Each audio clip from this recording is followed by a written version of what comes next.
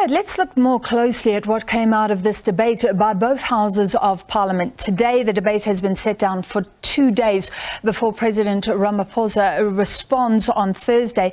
To discuss, we're joined by political analyst Sysman Motloung. Thank you for being with us, as always, Sysman. Tell me if you agree, but when Cyril Ramaphosa came in, a lot of opposition parties, they've always been critical, there's been politicking, but there was a sense of hope even among those parties. Today, given the rhetoric, does it feel like that hope has been lost completely? Hi, Francis. I think this is indeed accurate. When Mr. Ramaphosa came, there was that anticipation that he would undo the mistakes and the damage that prevailed under Jacob Zuma's tenure. He would come to become a person that would restore the rule of law. He would become to be a person that is a champion of transparency in governance. But what now we hear in Parliament, they seem to have changed that tune to say he is, in fact, the worst president compared to Zuma, and the country is worse off now compared to when Mr. Zuma was in power. And others would want to say, yeah, we hear you, but you do not understand how, or you fail to appreciate that Mr. Ramaphosa came in at a moment globally where there was a shift in economy and a shift in terms of trade because of the COVID-19. Because of this set of a global crisis, his presidency is characterized by emergency, crisis management. And hopefully, I also say, because of that, he could not implement programs that he wanted to.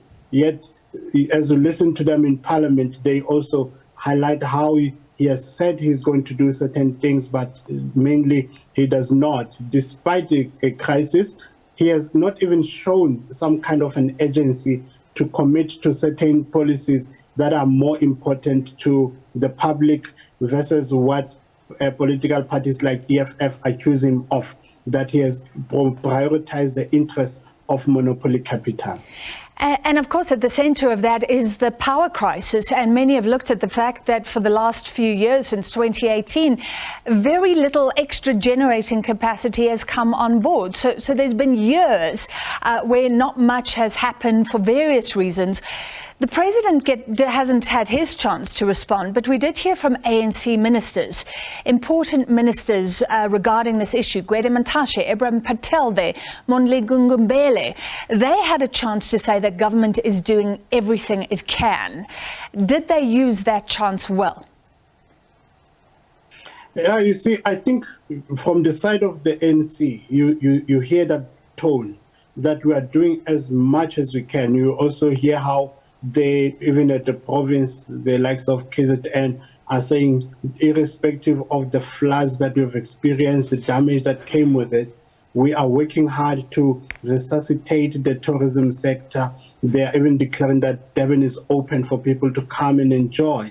Yet, you see, this is what they are doing to support what the president said, to try to bring in some anecdotal evidence and to show how they are really doing, and the aspect of a 350 social support that came with COVID is something they also try to link to, which political parties in opposition are saying, we expected now to have declared an income, a basic income.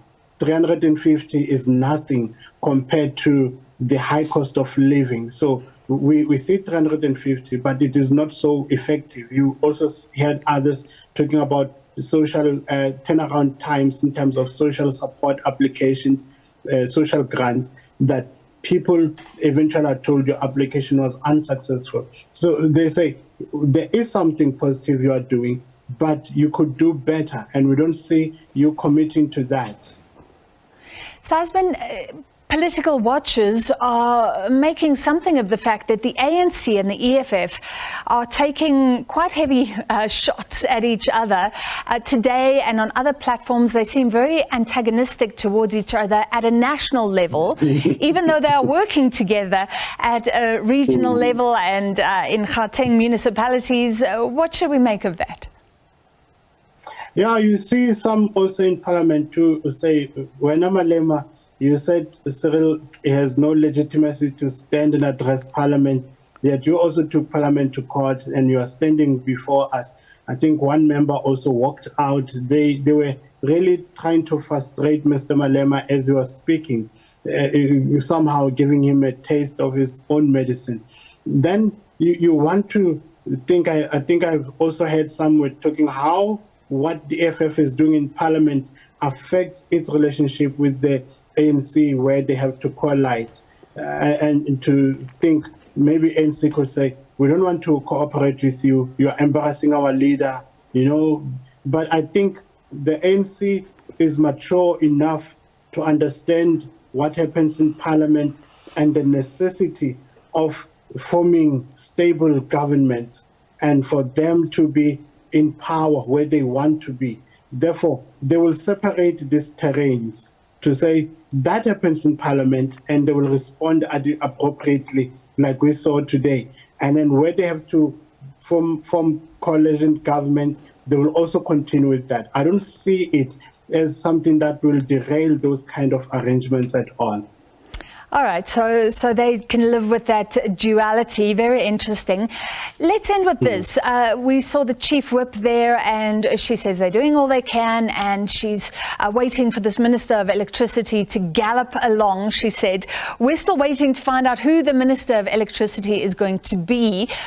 Are you expecting this this reshuffle, this cabinet reshuffle that we've been waiting for a long time soon?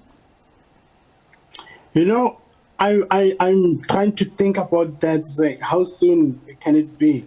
But when you listen to Mr. Ramaphosa in the State of the Nation address, he said, our priority is to ensure that we have a stable power capacity. If we can stabilize this electricity crisis, this is what I want to do. And that's why he mentioned this anticipated Minister of Electricity, instead of talking about the cabinet reshuffle. What he was talking about in the State of Nation address, he said, I will come back sometime. We will attend to the structuring government. So I don't know, could we see this happening sometime in the beginning of March?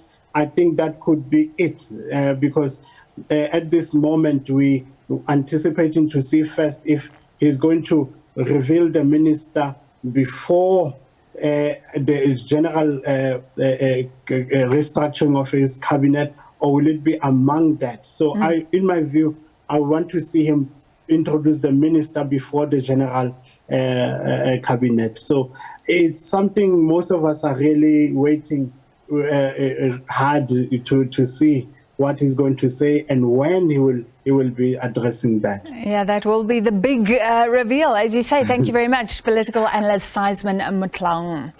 Now, the High Court in Bisho in the Eastern Cape has set aside the Public Protector's report and remedial action that found Eastern Cape Premier Oscar Mabuyane, former MEC for Public Works Babalo Madikizela, and the provincial ANC unduly benefited from money set aside by the Mbazana municipality for the memorial service of Winnie Madikizela Mandela. The court found the report inconsistent with the Constitution. It also ordered the Public Protector to pay the legal costs of the applicants. The Public Protector investigated claims that the three parties benefited to the tune of 450,000 rand, 350,000 rand and 280,000 rand respectively from the money spent. Overall, that was 1.1 million rand that was allegedly siphoned from the Mbazana municipality.